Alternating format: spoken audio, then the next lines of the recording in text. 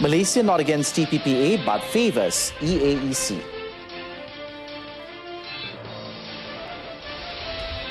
Government aiming to have new national car company.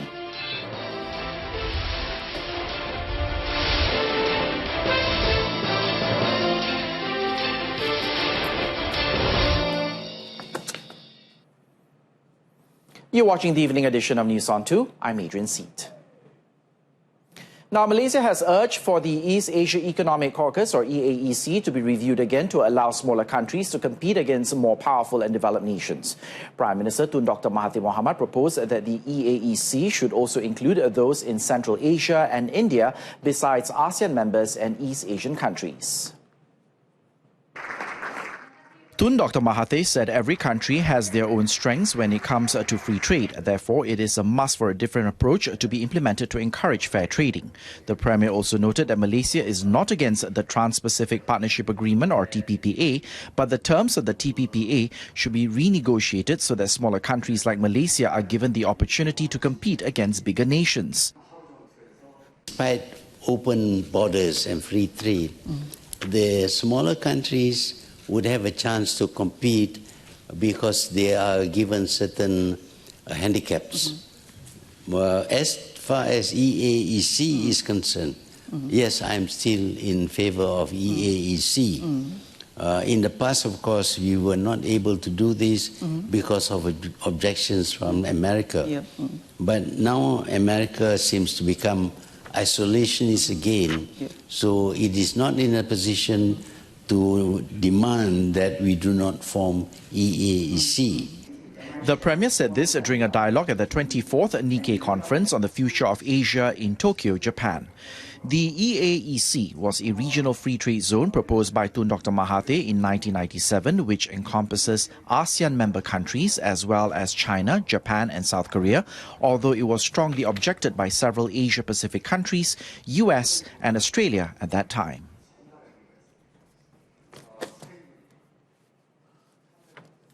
On a separate note, Tun Dr. Mahathir has expressed his desire to launch a new national car project in partnership with other countries in the region.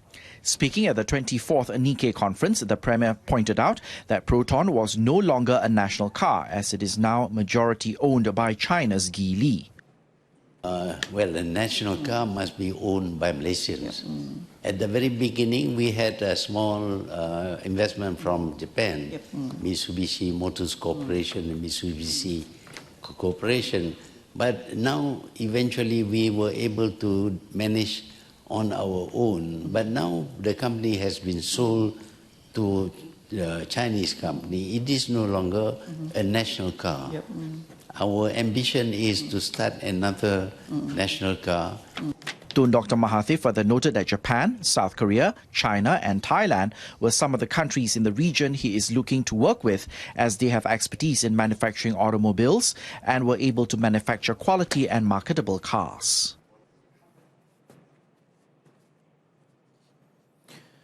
On another note, Tun Dr. Mahathir said the person who will succeed Tan Sri Muhammad Ibrahim as Bank Negara Malaysia, or BNM, governor has been identified, and the name can only be revealed once Yang di-Pertuan Agong Sultan Muhammad V gives us his approval. It was reported that the government had accepted the resignation of Tan Sri Muhammad as BNM governor effective June the 6th.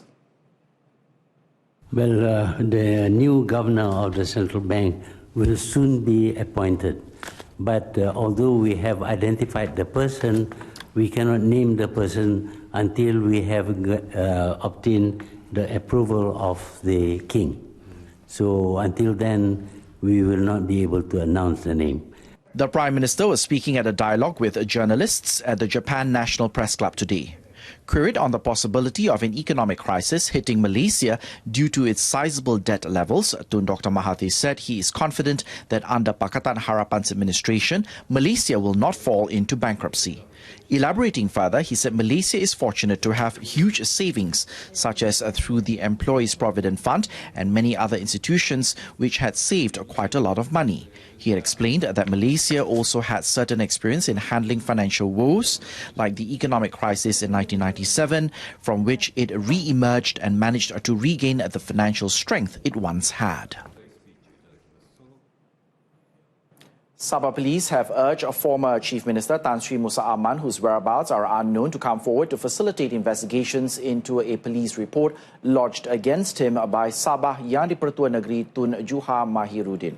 Sabah Police Commissioner Dato' Ramli Din said the operation from Musa would help facilitate the investigations.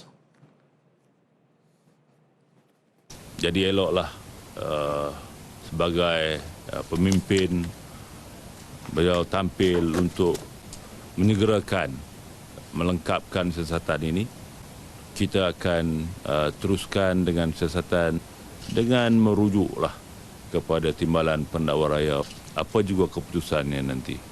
He said this after witnessing the handing over of duties ceremony between Sabah Police Deputy Commissioner Dato' Razaruddin Hussein and Dato' Omar Mama, as well as between State Head of Strategic and Technology Resources Department ACP Ramli Sarani and DSP Wong Leong Ming at the Sabah Police Contingent Headquarters. On May the 19th, Tun Juha lodged a police report against Tan Sri Musa, believed to be for criminal intimidation. The police report was lodged 2 days after Tan Sri Musa filed a writ of summons at the High Court against Tun Juha and Warisan President Dato' Sri Muhammad Shafi'i Abdal, seeking a declaration that he remains as the lawful Sabah Chief Minister. 7 strategies are being enforced by the Kelantan Road Transport Department, or RTD, during Ops Hari Raya HRA 2018, which began on Friday and ends on June the 24th. Its director, Mahasan Mustafa, said amongst the strategies include the enforcement of photo impersonation by 2 RTD teams to track down 7 major traffic offences. The department is also patrolling the main roads in the state, which includes Jalan Gua Musang Kota Baru, Jalan Pasir Putih Kota Baru and Jalan Gerik Kota Baru. Each operation involved 39 teams patrolling 16 hours a day. Mahasan said this after the launch of the operation at the Labo RTD Enforcement Station in Machang. 207 personnel are involved in Ops HRA 2018.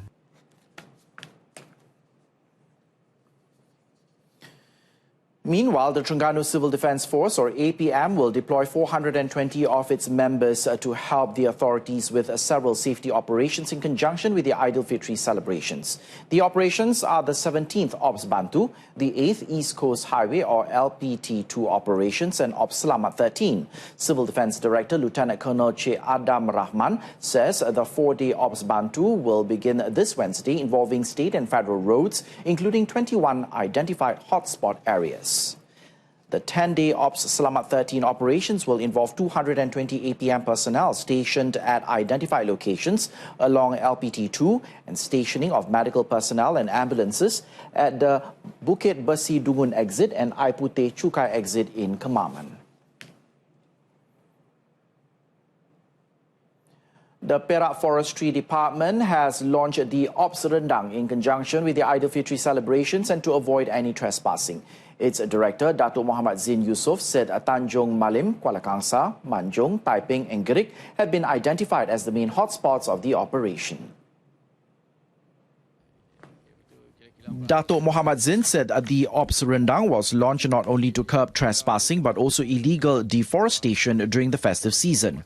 Roadblocks will also be carried out near these hotspots with the cooperation of the Police and Road Transport Department. Speaking to reporters after officiating the Ops Rendang event in Ipoh, Perak, Dato' Muhammad Zin said around 30 officers will be involved in the operation.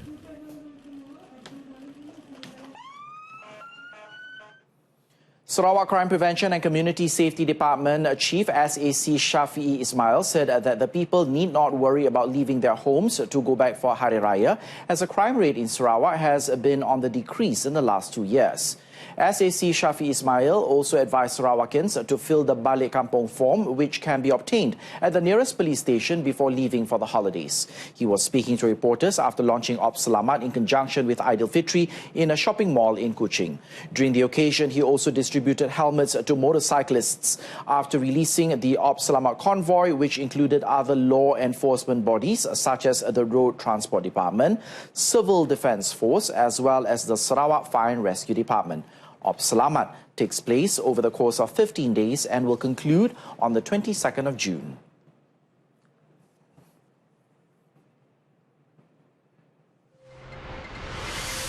Malaysia to fully utilize China's One Belt Road, One initiative. That story in a moment.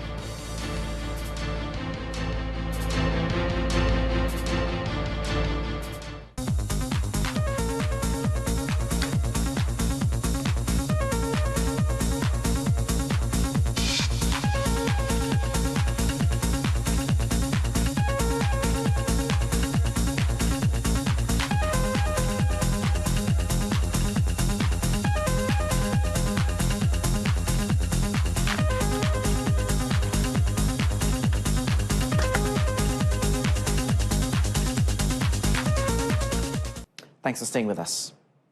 Prime Minister Tun Dr. Mahathir Mohamed's original aspiration for the country to reach a self-sufficient industrialized nationhood cannot be achieved within the next 2 years. He said this was mainly due to the various policy changes made by the previous Barisan Nasional government, which was not in the best interest of Vision 2020. However, he added that with the right policies, his vision for Malaysia can be achieved by year 2025. When I stepped down in 2003, I believed that we could achieve Vision 2020. Unfortunately, the succeeding prime ministers changed all the policies and the methods that we had used in order to grow the country. So from 2003 to 2018, we find that the policies were not compatible with achieving Vision 2020. Speaking at the 24th Nikkei conference on the future of Asia in Tokyo, Japan, Tun Dr. Mahathir said Malaysia will focus on information technology and electronics, which has great capacity to boost national economic growth. This also due to the speed and scale of information available via the internet, which can open up opportunities for new businesses to grow.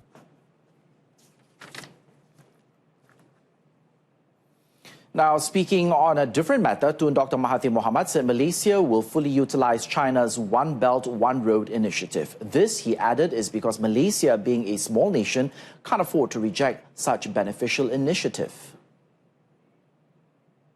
Well, in the first place, we are a small country.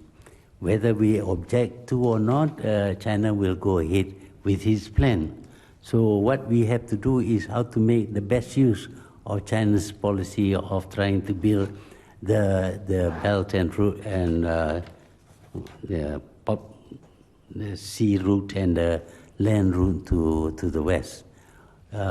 We will try to make sure that it is not exclusive, that other people can use the same route.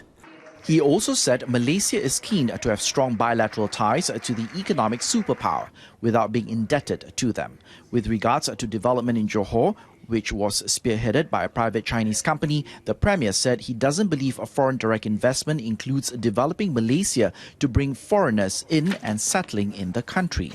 He further noted that Malaysia has the right to deny entry of immigrants into the country, and the government will look into the issue if the plan goes ahead.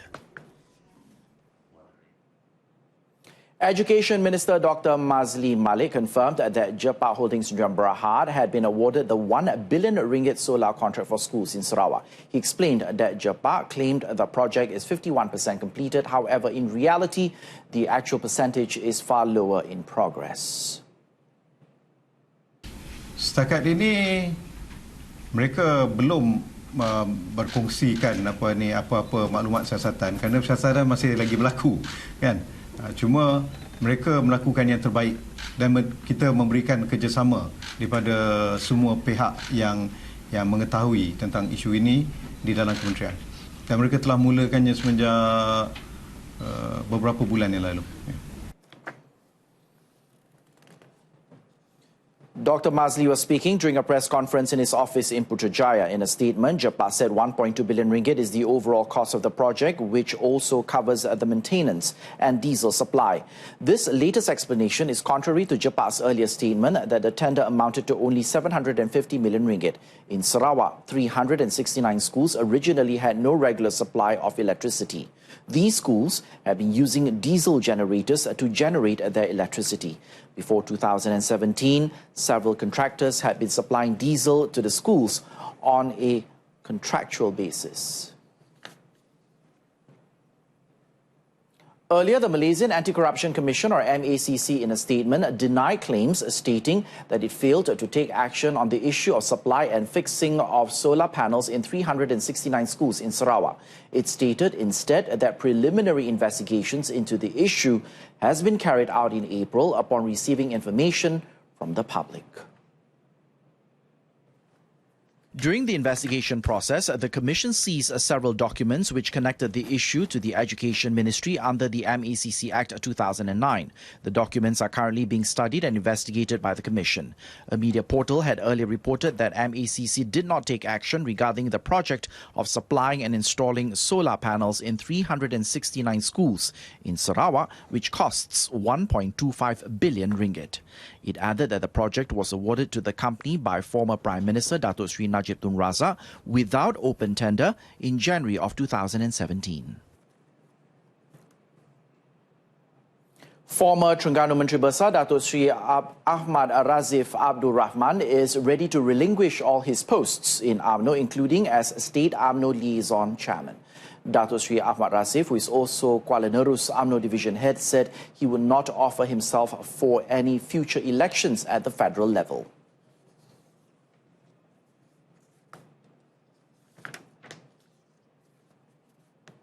Saya akan beri sepenuhnya laluan kepada mana-mana, terutama kepada orang-orang muda lah.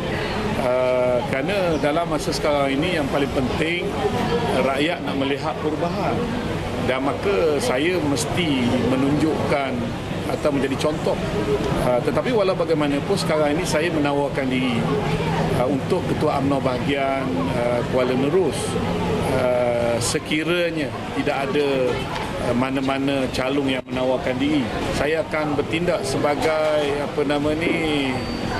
sebagai elder council. Datuk Sri Razif said that he will give his undivided support to the new leadership.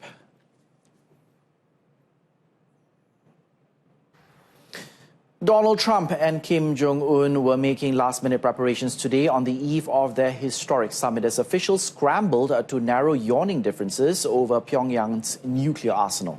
Tomorrow's meeting will be the first time a serving US president has sat down with the leader of North Korea, and comes just months after fears of conflict soared as the two traded personal insults and threats of war. Behind the scenes, officials held talks for nearly 3 hours at a neutral hotel, seeking to bridge gaps over denuclearization, which means vastly different things to the two parties. Earlier today, Trump and Singapore Prime Minister Lee Hsien Loong met over lunch. Other top US officials joined Trump, including Secretary of State Mike Pompeo and National Security Advisor John Bolton. Trump told Lee the decision to hold the summit in an island city-state was made very consciously and offered thanks. The summit has also raised hopes of progress towards a peace treaty to formally end the Korean War, the last festering legacy of the Cold War after hostilities only stopped with an armistice.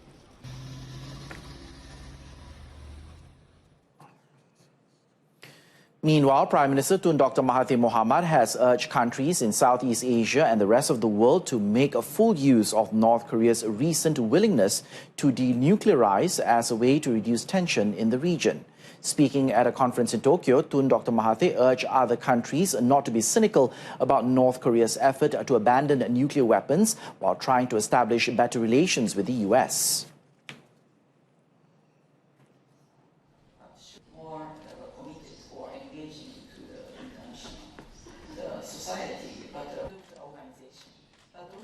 But we are more interested in the new attitude of North Korea. We used to think of North Korea as a very belligerent country that doesn't care for the rest of the world. They want to use nuclear weapons, etc. But today he is making effort to establish better relations with even the United States. We should not be cynical about that. He also reminded that the United States in the past seemed to want to impose its will on all international organizations, adding that all should have equal voice, equal influence over any international organization. And that item concludes this evening's edition of News on 2. In our top story, government aiming to have new national car company which will be 100% Malaysian owned. Join us again at 12:30 tomorrow afternoon for more updates. Until then, I'm Adrian Seed. Good night. Thanks for watching.